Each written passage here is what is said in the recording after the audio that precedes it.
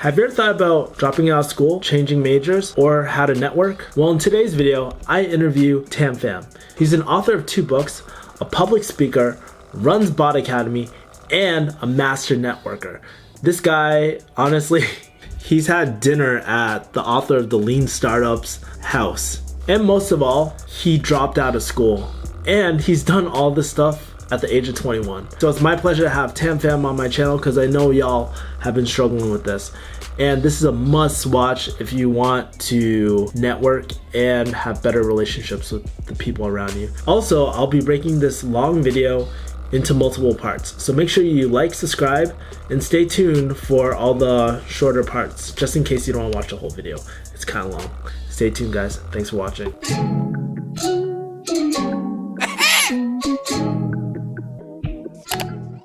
All right, 3, 2, 1. And we're live. What up, guys? Today I have a special guest, my boy, Tam Pham. He is a bestseller of 2 books, runs Bot Academy, and he's a world-class pole dancer. What up, Tam? How are you doing today? Dude, I'm doing well, man. You know, back in high school, I used to do the morning announcements, and my catchphrase at the very end of the morning announcements would be like, "All right, it's your boy Tam Pham signing off. Peace." That's so it was really reminiscent of, like, nostalgic actually to see you say it's your, so naturally. I didn't even prep you for that. Yeah, I don't know where I got that from. I think maybe a little bit from like my friend Matt or maybe Joe Rogan or different podcasts and stuff. But it just I just tend to like do whatever I feel in the moment sometimes, you know? Yeah, man. Yeah, a lot of you guys might be wondering why I have Tam on my podcast. I actually met, where did we meet? We met at Forefront in Chicago, right? Well, even before that, I just want to say that, like, dude, Kevin, I would tell you stuff off camera, but I also told you in person in Chicago, like, you're so freaking nice. When, like, a few years ago, I cold emailed you back when I was on your mailing list of Refugee Hustle, and I was like, hey, check out my startup. And I was pitching you, and I was like sharing a bunch of details, and the startup wasn't even related to what you were doing, but you were genuinely interested. You gave me like paragraph responses, and I was like, dude, this guy's freaking awesome. And fast forward like a couple years later, we see each other at Forefront, which is a business conference, and I'm like, you look so familiar. Did you run that blog? Oh my gosh! And the click, you know. It's so crazy how something so many years ago can sort of come full circle years later, and it's amazing. Yeah. Dude, so many times that happens. Like, I met someone on like a Facebook thread or whatever, and many years later, they're like they work with me or something. It's like, what? Like, you don't know like what impact you have or what conversation you have. Even the little moments like that, like, honestly, like you taking the time out of your day to write that long paragraph or like essay of a response. Like, I don't know what impact it had on me, but like it probably indirectly impacted the way I treat other people, because I also do long essays or paragraphs sometimes when it feels like it, to other random strangers.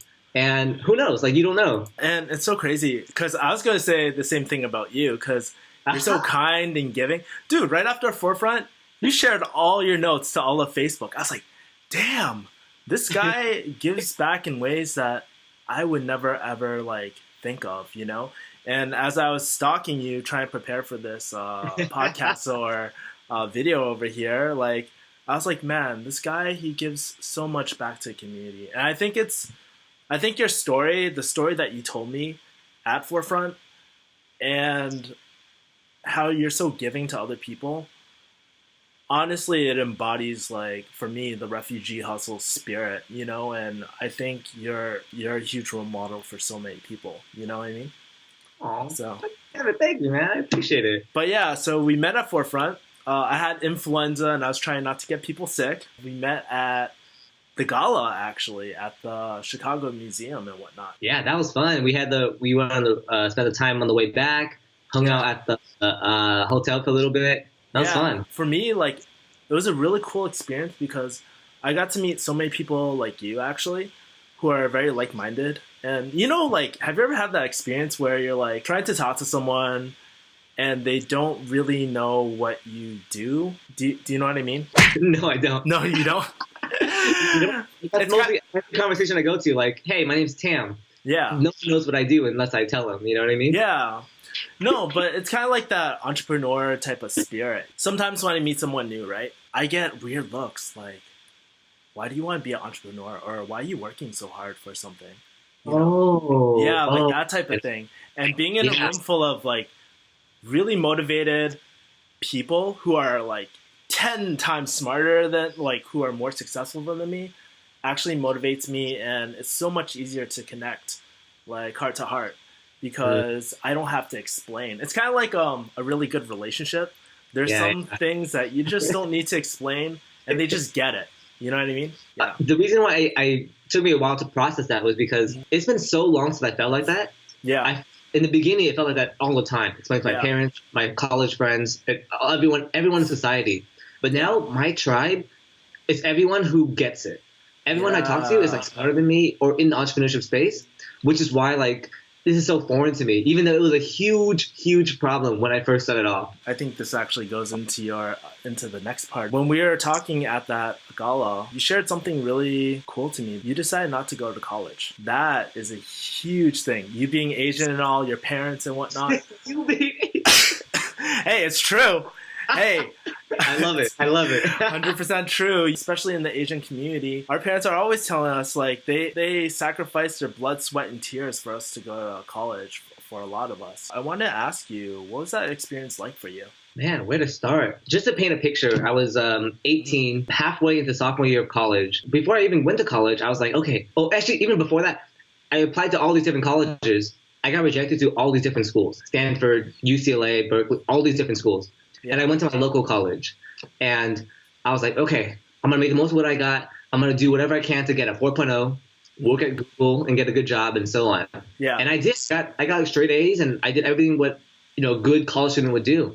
Mm-hmm. And then I was working on a startup, a business idea that I had. And I realized like how much time I was learning and spending on that project than I was in actual class.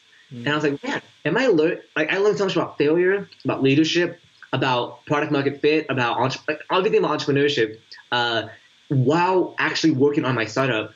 And in school, I was learning about like very basic things, like things that didn't even apply to me or my goals. And so I was very confused. I was like, why am I paying so much money and spending so much time doing something that doesn't relate to my goals? It just didn't make logical sense. And it was at a point where the startup wasn't even like off the ground yet, but I was like, man, I'm learning so much. I can probably learn and grow so much more in this than college, which is the main reason why I left. There's other reasons as well. Like, for example, I wasn't surrounded by the entrepreneurs I wanted to be surrounded with, the mentors I want to be surrounded with. There's also opportunity costs when you decide how you want to spend your time, and so on and so on. But the main reason was I was learning so much outside of the classroom than inside of the classroom. And we can dive into like my parents or like my friends or how I felt in that way. I don't know exactly where you want to take this, but that's like kind of the basis of like why I dropped out. And it's been like 5 years. Like, it's been quite a journey since then. As you're talking, I think an amazing thing that's really hitting me is that you prioritize learning over everything. That's what you did. You wanted to learn cool shit. And that's what you did. Yeah. People say like, you don't go to college, you don't get an education. Dude, I'm reading a book. Like, I used to read a book a week and I write notes on it.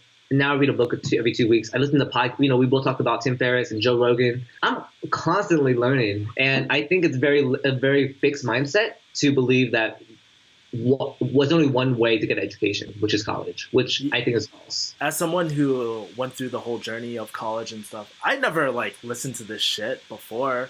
I never read any books like when I was in college because I didn't have enough time to. But now that I'm out of college, I graduated, I take the time to read. I take the time to listen to podcasts. I educate myself. And it's so rewarding. Because honestly, it's kind of like this. When you're a kid, did you ever read the Choose Your Own Adventure stories? Oh, heck yeah. It's like choosing your own adventure, man. That's like the best way I can put it. Yeah, I mean, you choosing the books you want to read, too. Mm-hmm. Instead of like required readings they make you do at school. There's tons of books that you've probably read, but which ones stick out to you that were most impactful for you? Dude, there's so many. Okay. Just to get context, I hated reading. I hated writing growing up. Like, I wrote an essay about how much I hate writing. I hate it with a passion. Yeah. But it wasn't until and it's so ironic because I'm a writer now and I write books and stuff.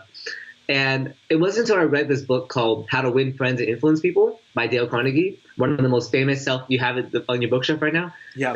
Right now. I read it when I was 17 or 16, and that blew my mind. I was like, wow, a book can actually like change the way I behave and live my life. That means like more books like this exist and more things can change my life. So that was the first book that sparked this journey.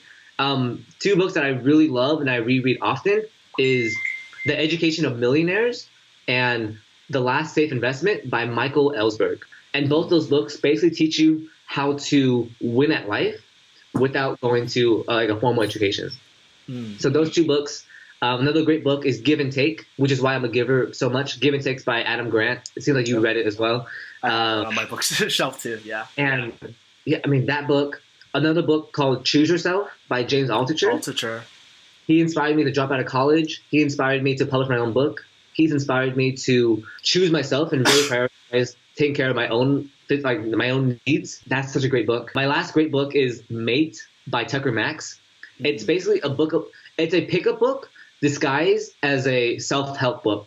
Basically how to be a man in today's world. And he frames it in the way of like, oh, here's how to be a very attractive partner to your potential future mates. Basically, his whole book is like, to be an attractive partner, you have to be a man. You have to be like yourself, your best self. And he teaches you, he walks you through the whole process. And he teams up with like sociologists. And it's a really thick, dense book. But it was really, really great read. And I can spin off more, but those are some of the ones that come up to mind when you say good books. And as you're talking like about these sort of books, they might be from different categories, but I feel like the more books I read, at the highest level, they all promote pretty much the same thing, that personal development, that personal growth. And a lot of the same mindsets are actually across the board in various fields. Oh yeah, I mean, not just like self-help, but like I also read like a bunch of like random ass books, like comedy books. I read a book about the Chronicles of Being a Waiter in New York City for the last 8 years. Like it's called Waiter Rant, one of my favorite books. I agree with you. Like I like reading self-help and personal development, entrepreneurship. At a certain point, that gets really dry and it gets very repetitive. Yeah. And then you diversify, like comedy. Fiction, I'm trying to expand into a lot of other categories. And I think a really key thing too is that, it's kind of like mental masturbation. If you just like read all these books all the time and you don't take any action, but you've actually applied a lot of these books too, which I really admire about you as well. Back to your parents really quick. That's a huge tangent, right? What is that like? How did you break the news to them? I broke the news to them very poorly, and I was not very emotionally fluent. I did not learn how to be a very nonviolent communicator. I would do so many things different, but the story was we were about to renew for the next semester. We're thinking about getting a loan or finding some money to pay for college. And I told my mom, I just told her at the dinner table, I was like, I'm not going to go to college next year. And that was the worst way to get up, I'm just not going to go. She's like, she was shocked. She was like, what do you mean you're not going to go? My dad was like, what do you mean? And I was like, yeah, I'm working on this startup right now, and I'm not going to go. And this sparked so many arguments over the course of months. So one argument I distinctly remember was taking out the trash, and my dad following me as I was taking out the trash. And he's like, we have to go to college. That's what you're supposed to do. And I was like, I don't want to. I want to be a startup founder. I want to be an entrepreneur.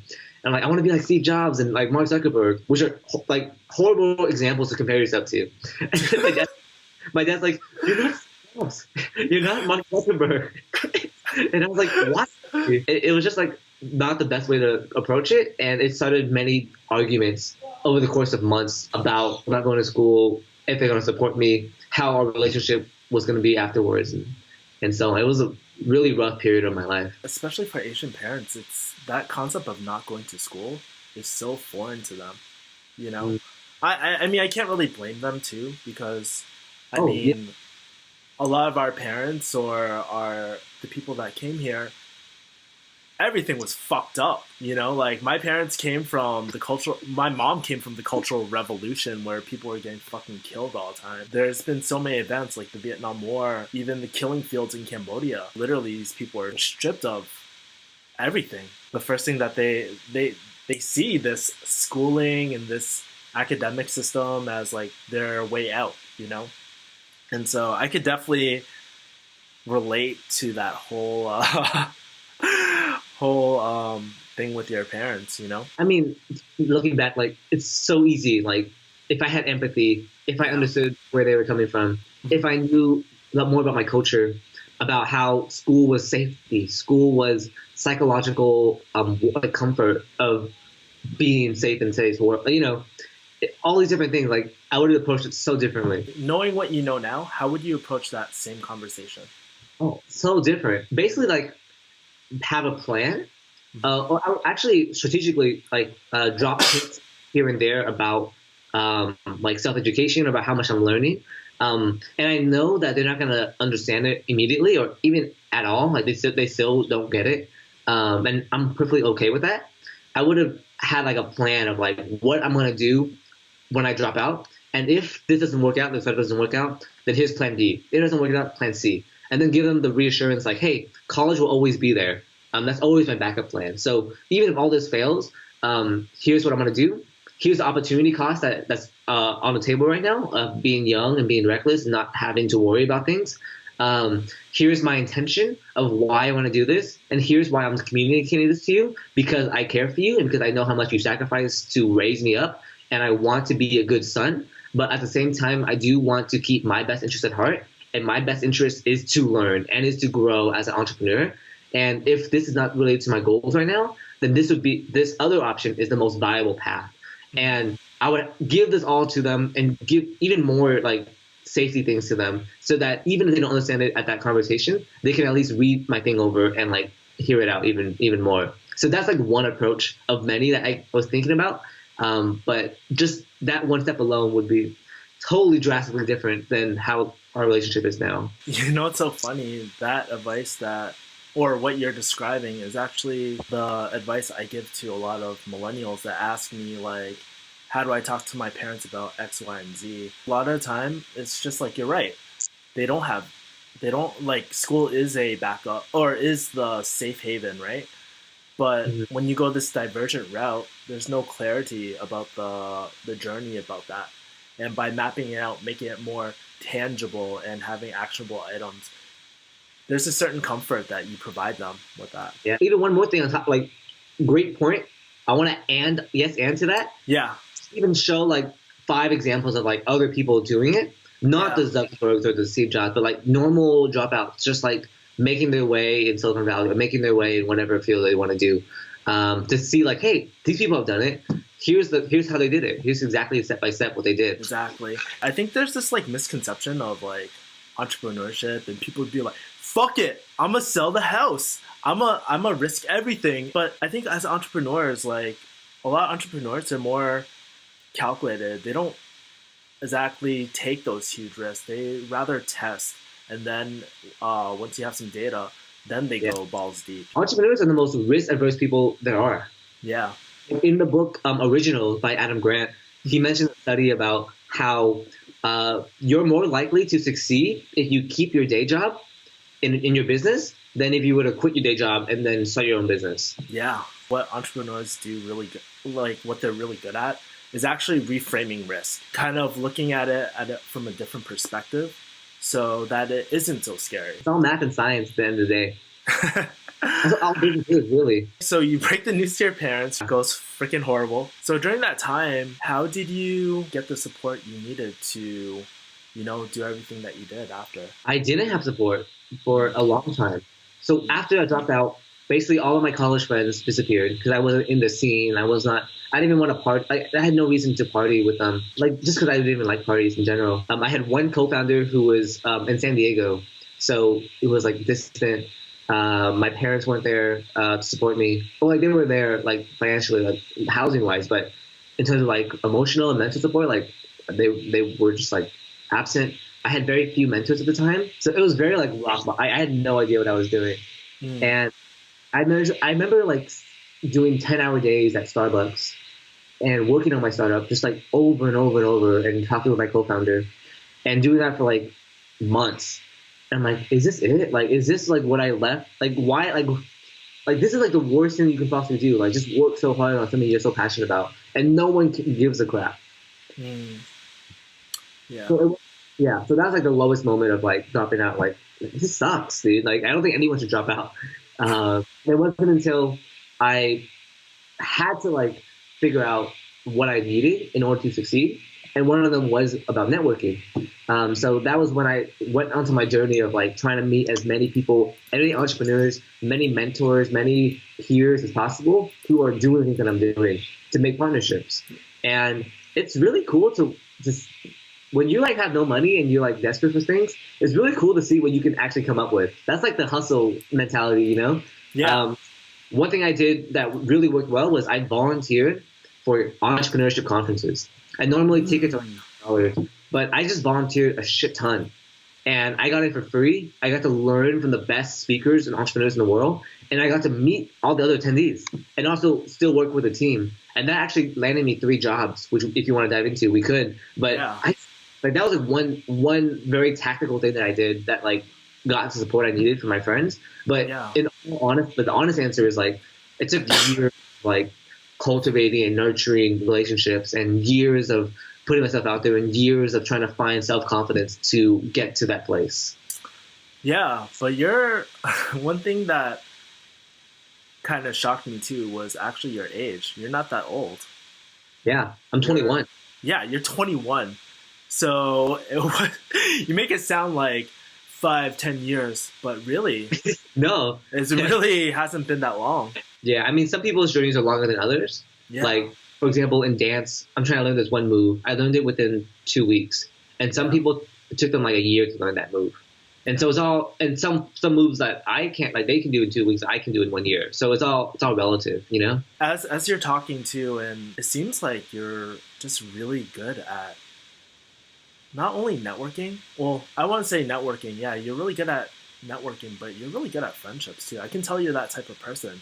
Because you're not only, like, I don't know, I kind of hold the Ramit Sethi kind of, like, feeling when I hear the term networking. Because, like, I just imagine, like, I've been to so many pharmacy conferences where people just, you know, they're, like, using you and stuff or using other people. And it's it gives off this manipulative feeling. But you're quite the opposite because you're always giving and adding value to other people, which is something I really admire. How do you create a great network? I mean, I wrote a whole book about this one. The premise is exactly what you said. Yeah. Everyone comes to networking at a self-interest model where like, what's in it for me? What can I get out of this person? And that's the opposite approach you should actually take. And the book covers the whole thing, but that's like going to a farmer's market and everyone's trying to sell you produce and no one's actually buying. Like, is that going to be a successful farm market? No. A successful farmer's market or a successful tribe or village would barter and trade things that they have. That sounds kind of transactional, but in the long run, like back then, when you wanted sugar, like your neighbors would just give you sugar and salt. You just knock on their door and they just give it. They won't even like charge you or anything for that.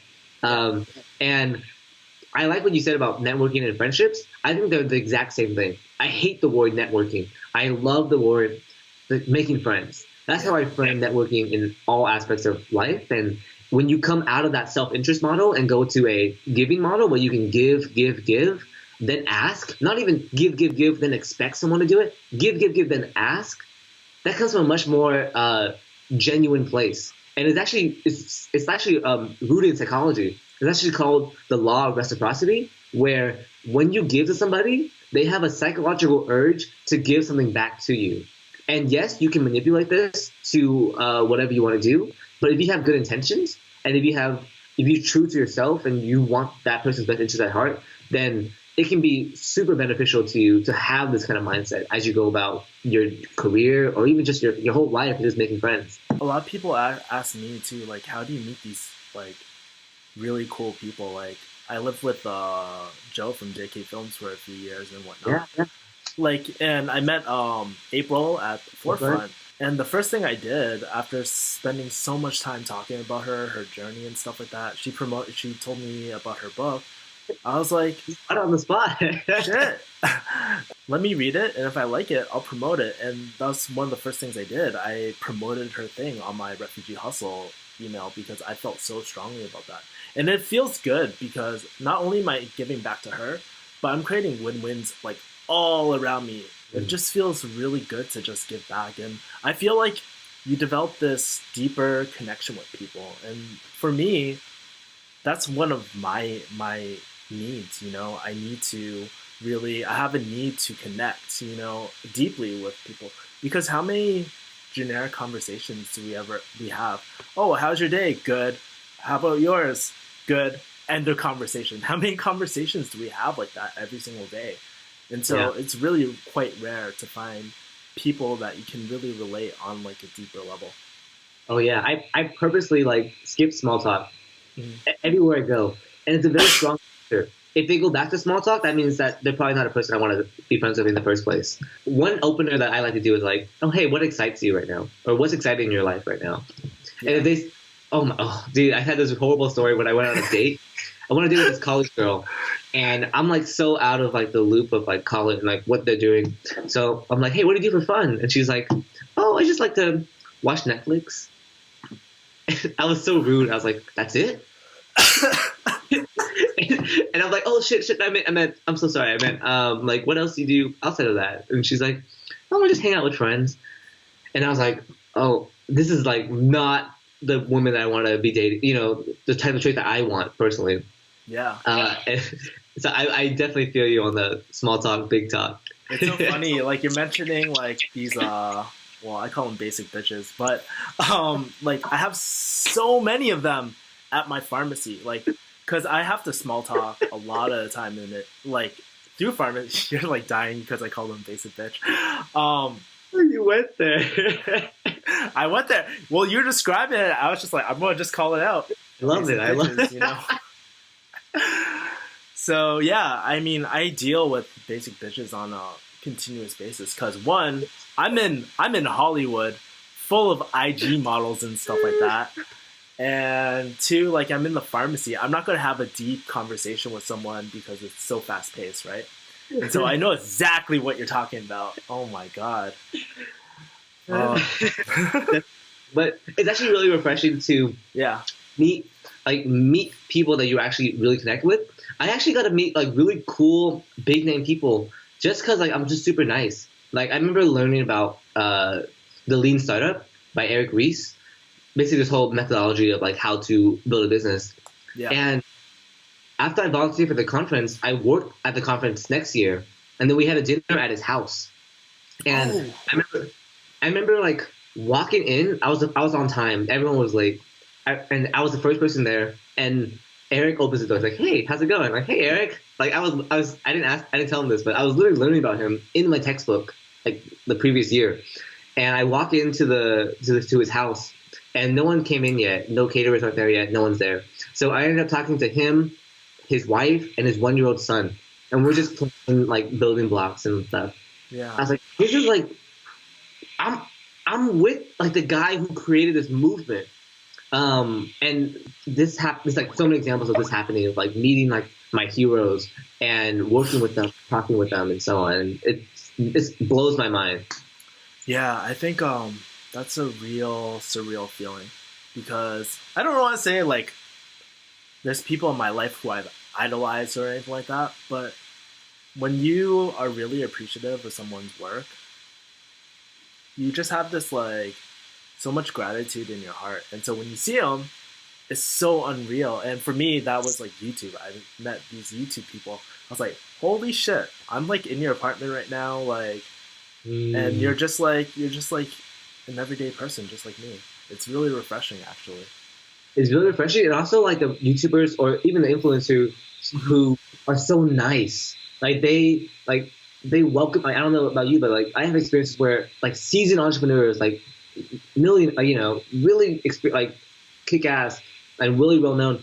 They like take me in and they like show me around the house, or they like be super nice, pay for my meal and stuff. And I'm like, dude, you're more amazing in person. It's nuts.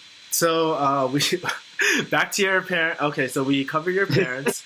We covered that sort of cultivation of your network. Tell me about your growth and stuff, because I went through your stuff, and you do so many amazing things. Like the other week, you were talking to like 4,000 plus students at a high school. You're always constantly doing cool shit. Even today, even before we started this interview, you're like, shit, I'm going rock climbing, or fuck it, I'm going I've been pole dancing for the last 3 months, Tell me about that sort of growth and like what drives you to just try new things. Yeah, I mean, I have it on my wall to my right. I think a lot about this quote that says, "If you can see, then you can be." Mm. Basically, I thought about like when people see someone doing something, they're like, wow, that gives me permission to actually do that. Mhm. Like you can see like Obama getting elected, and on the side of the speak of his accepting his presidency, you see these black kids just looking up to Obama, like their eyes are so full of hope, so full of like joy, like wow, like that guy could have been my dad, like that guy could be me, and because of that, like Obama didn't come out to be like a self help person, but just his presence alone inspires people. And for example, some people inspire, like for example, this one guy named Charlie Hone who used to work for like Tucker Max, Tim Ferriss, Ramit Sethi, Robert Greene, Seth Godin, and so like basically he built his career by learning from by apprenticing under like these people he admired. If he didn't do that, I wouldn't be doing that right now. Like I'm currently apprenticing under all of my role models, Eric Ries, Andrew Warner, Sam Parr. Like I'm currently doing the exact same journey because I saw him do it and because he wrote a book about how to do that journey. And and I had a lot of feedback to me like, wow, Tam, like you're pole dancing, like you don't imagine how many people come up to me after I post a photo of being on pole dancing, like, damn, you're so brave. Like you like I was like, what do you mean? Like why am I brave? It's like you posting a picture half naked of you on a pole, like it takes a lot of courage. And that makes me like want to be like more self-expressive. It makes me want to be show my full self. Yeah. And I didn't intend to do. I didn't have that intention.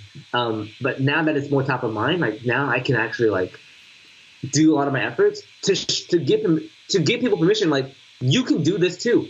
Everyone watching can drop out. Like just seeing an Asian person, like drop out of college, like hopefully that like gives you a data point of like, wow, that can actually be done, and I can learn about his journey. Or seeing you doing, I can rant on about so much, but that's like the big driving factor behind everything that I do. The reason why I share my stuff is because even a conversation, like I think someone will benefit from it. Not me doing self help, but me living my life as an example of what I believe in. Because there's so many people that they're they just like promote all this self-help stuff but never ever really internalize it, right? And I think it's a great example of you like actually going out there and actually trying this shit and then teaching people about your experience and whatnot and letting people know. Yeah, man, that's the whole journey. And I mean, now like just to give like I'm talking like a lot of like roses, like, oh, my life is so great. No, dude, this is the first time in like my whole life where I've ever felt so much in control. Control of myself, my relationships, my friends, my financially. Everything else was shit. Like, it's such a like. I hate to quote Gary Vaynerchuk, but he talks about like people want to look at like LeBron James right now. They didn't see like the 20 years he put in before going to the NBA, or 18 years or whatever, before going to pro. Like he's been dribbling since like 2 years, like when he was a baby. Like no one wants to ignore the hard work that comes up, and I feel like I'm talking a lot of like, oh, you can drop out, you can do whatever, but it's like most people shouldn't drop out. It's like such a lonely, depressing path, and I hope I give you a data point to what the life looks like, but it's been it's been a journey, man. Go into that a little bit more. You said it was a lonely, depressive path. I sort of know what you mean, but what is your experience been with that? Dude, like imagine like being isolated from all of your friends who are the same age as you. Imagine going to a coffee shop and working by yourself for most of the days, for most weeks. Imagine living this entrepreneurial life when no one else around you gets it. Your parents don't support you. Your friends don't support you. You have no mentors. Imagine like constantly trying to go to networking events, but you're too young. So people treat you like you're just some kid and they don't treat you seriously. But you just want to learn, you just want to grow and meet people, but they literally dismiss you because you're not important to them and they have that self-interest model. Doing everything in isolation, like putting up a front whenever you go somewhere because you want to justify like why you want to go to like why you're going to like drop out of college and why you're doing this path, even though like shit's not going well. Like someone asked me like, hey Tam, how's your startup going?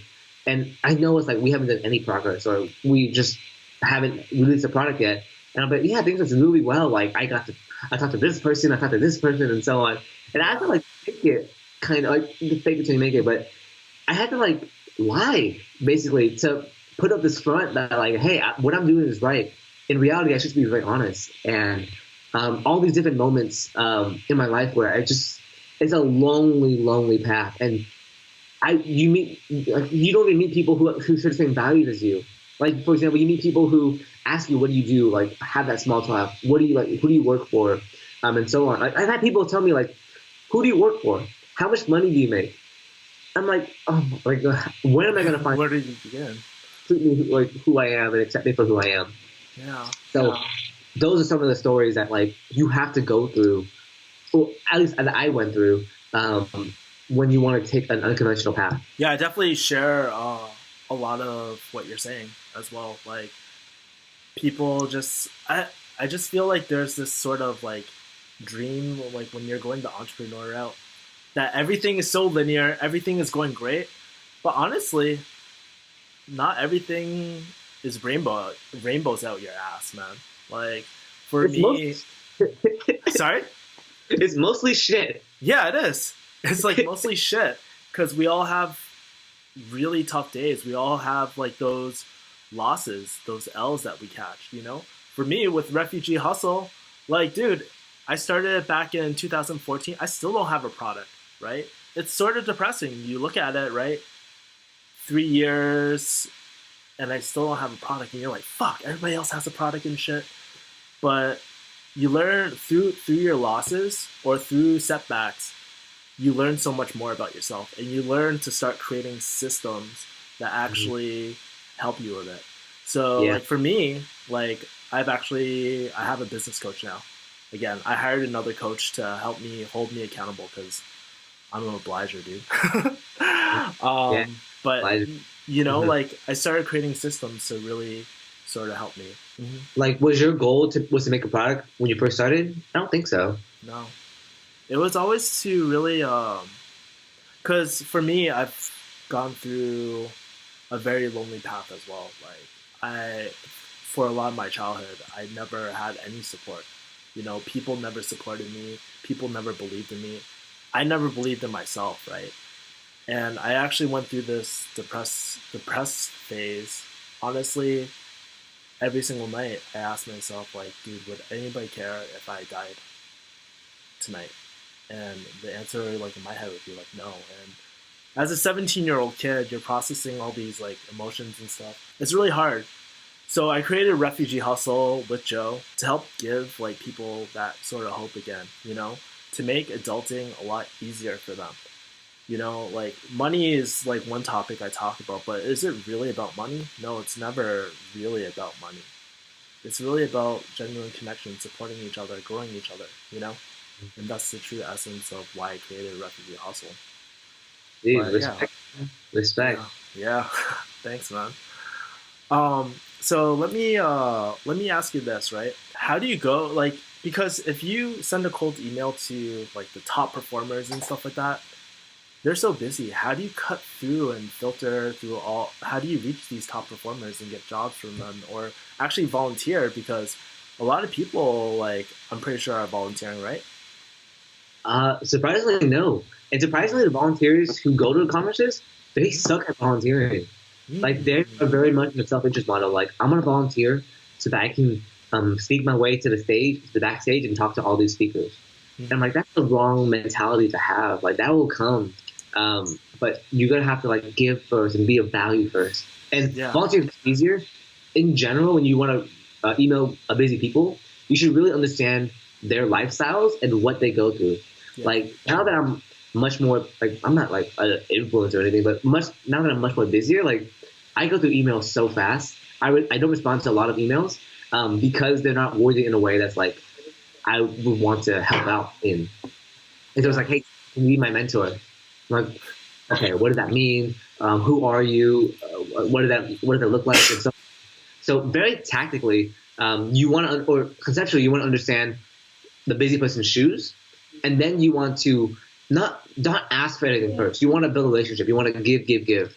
And the most simplest way to do this is to say, I reached out to Charlie Hone, and who wrote Recession Proof Graduate, who helped me, who worked for Tam Pham or me, and all the other jazz.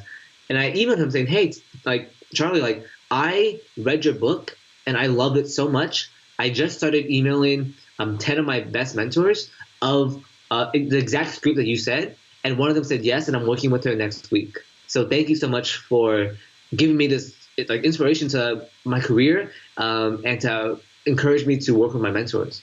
And this is like 3 years ago, and now I continue to update him like over and over. Like, thank you so much. Like, I just landed another job. I just landed another role model. And when I was in Austin, Texas, when he was there, he gave me his number. He's like, hey, hey Charlie, I'm in the area. I'd love to meet up. And he's like, yeah, heck yeah, I'd love to meet up. But unfortunately, like, his wife was like giving birth, so it was really bad timing. But he's like, hey, here's my phone number just in case. I would love to meet up and next time or something, or talk anytime. So that's like one clear example of like how you can give. And also later on, like when I asked him to do my podcast, he said, yeah, heck yeah, let's do it. And he charges like $600 an hour for his consulting, but I got to hang out with him for an hour. So, you know, it's just like magical things happen when you give. Yeah. And I think it's like the important thing too is like the emails that come to me, I get a shit ton of emails, but the emails that really make it to me are the ones that really just, because I read all my emails, the ones that describe the impact that I had on their life, those mean the most to me, you know, and really give me that positive reinforcement to keep on going during my darkest times. And so that's the value I get from reading these emails. So I can't imagine, like, I'm sure these other influencers and whatnot get the same value from that. And one thing I love about what you described too is that it's not like a one night stand type of thing. It's like it's a long-term relationship, baby. It's not overnight that you created these relationships. You know, you took the time. It was constant emailing. You know, it took a few dates. You know, before you got in with them. You know, if I didn't know about you with Refugee Hustle, like we wouldn't have like an hour-long conversation in Chicago. Yeah, you know what I mean? Like that seed was planted so long ago. Yeah. And now I have such a positive image of you and like how giving you are. And so when I was talking to you, I was like, man, heck yeah, I want to talk to this guy. I want to help him, you know? Yeah, it's pretty like I said, it's pretty crazy how, you know, friendships, like how like people think friendships and networking are so different, but honestly, they're the same, you know? I want to work with people I get along with, you know? I want to give to people I get along with. It's just a great feeling. Just a quick question. Okay, so I want to wrap up soon, but you have so much stuff on your plate. How do you organize it all? So this is a very famous blog post by Mark Manson called The 4 Stages of Life. Very quickly, the second stage is exploration, third stage is commitment, fourth stage is legacy. I am currently in stage 2, the exploration phase, and I'm going all out on exploring what do I really love to do, what kind of work I want to do, who do I want to work with, what kind of person I am, and so on. And so you might look on the outside like, oh wow, you do a lot of stuff, like you seem so scattered. That's actually on purpose. That's a very good thing you said that. Like I am 100% want to explore as many things as possible about myself. Like I've done video, photography, community work, social media, marketing, writing, copyright, you know, a bunch of, I was a journalist, you know, I'm doing so much things because I want to know more data points on like what I actually want to do. That's like the best thing you want to do for like self-awareness. Yeah. And if you ask me like how I prioritize things, like I have, I do like a quarterly check-in every quarter. And I also have like my priorities list on my side. I have like my why, my what, my how statements on the whiteboard. So every day I look up and I see exactly what my priorities are, exactly why I'm doing things I'm doing. And it's a constant reminder of like everything that I've learned through all my experiences. Yeah, that's actually really cool because, I mean, my system's a little different. I don't have anything really posted up on my walls, but I actually use a planner, something called Panda Planner to plan out all my priorities. And yeah, I'm a visual person. I also use a productivity planner. I've tried self-journal and a bunch of things. And as you're talking about exploring, I think about like my earlier 20s when I was definitely exploring, like I've done crazy ass shit. Like I've pierced my penis in the past and all that sort of stuff. Yeah, I did. Yeah, What did you do with your penis? I pierced my penis. No fucking way. Yeah, I did. So like as you're talking about this, you're like, yeah, exploring, and I see you like pole dancing. I'm like, yeah, man, I miss like those ratchet days of just like exploring all the possibilities in your life, like all the things that you mentioned, like video photography, copywriting, all that sort of stuff. I've explored a lot of those too, Yeah. you know, and it's so cool to hear that from someone who's also so motivated and driven too, you know, because sometimes I feel like I'm the only one that goes through this stuff, but I think that's a constant problem I have. I always forget to, you know, check in with other people and stuff like that and see how they're doing. Dude, come to the Bay Area, man. All my friends are like different versions of me. Like, Really? yeah. Well, like we purposely live in a house together where we all motivate each other and inspire each other. Like emotionally, dude. Like we have a house time every week. We meet up. We just check in about how our week's going and anything that's on our mind. Like no other guy friends can I ever do that with except these group of folks who can be vulnerable and have a safe space. You know, so funny. When I moved into the house with Joe and all that, we used to do the same thing. That was the whole reason why Joe actually invited me to the house. You know, because I used to see him at the gym and stuff. I told him like one time I want to move more into like LA, and like that started everything. And one day he just hit me up and he was just like, "Hey Kevin, do you want to live with me?" I was like, "What?" And he's like, "Yeah, I want to create like a household where we can just grow together and where we're like-minded." And you know, it wasn't forever. Obviously, we're not going to live together forever, but those are some of my most memorable experiences, and it's the reason why I have this baby over here, man. Yeah, dude, awesome. Did you ever share the story of how you pierced your penis? Yeah. It's actually I wrote a post on it a while ago, but basically like my ex-girlfriend. Yeah. Sorry? I was just curious on myself. You don't have to share it if you don't want to. No, I'll share it. I'll share it. I wanted to learn about it. Yeah, so basically a few years ago, my ex-girlfriend I was dating, she was like, you should pierce your penis. I was like, you get a tongue piercing and I'll pierce my penis. She never got the tongue piercing or anything like that. But actually, we broke up. Things didn't work out. Years later, we're like hanging out just as friends, you know, and we're grabbing lunch. And she's like, "Huh, I need to get my clit piercing adjusted. You should get your penis pierced." I was like, you know what? I've been thinking about it all these years. I've been thinking about it for 3-4 years. Fuck it, let's just do it, right? So I go in, and I'm like, oh fuck, this is gonna hurt so much, right? It's totally like not sexual at all because there's like 2 guys in the room. One guy is pulling my like the skin and stuff, and they stick it in, right? I was like, fucking shit! I was like screaming, dude. It fucking hurt so bad. It wasn't the most painful thing in my life, but it's pretty up there. As I'm walking out, everybody knows what kind of penis piercing I got. Just the way I was like yelling and shit in the back room. It was really crazy. And it actually ended up rejecting. What kind of piercing did you get? I got Frenum, so let's say. Use the mic. This is your penis, right? This is the head. I got it like right under. I got a barbell right across. So yeah, I didn't think it would hurt that much, but like because it's like a surface piercing, it's like through the skin, but there's so many nerve endings down there that yeah, it was really painful. Yeah, holy shit. But what that experience taught me actually was like not to wait on things, you know, like I spent so much time like pondering, like, should I get it? Should I not get it? Should I get it? Should I not get it? I wasted so much time when I just should have fucking tried it, and like that'd be it. Oh, cool, I have one, right? But yeah, unfortunately that piercing rejected, so I don't have it anymore. fucking sucks. But What a story though. yeah, it's so crazy. Like it was one of the craziest things I've ever done. I remember sitting at this family dinner, and I was like smiling at my aunt. I was like, "Hey, I got my penis pierced," and she was like, "My aunt's like kind of the cool one in the family and whatnot. She's the younger, rebellious one.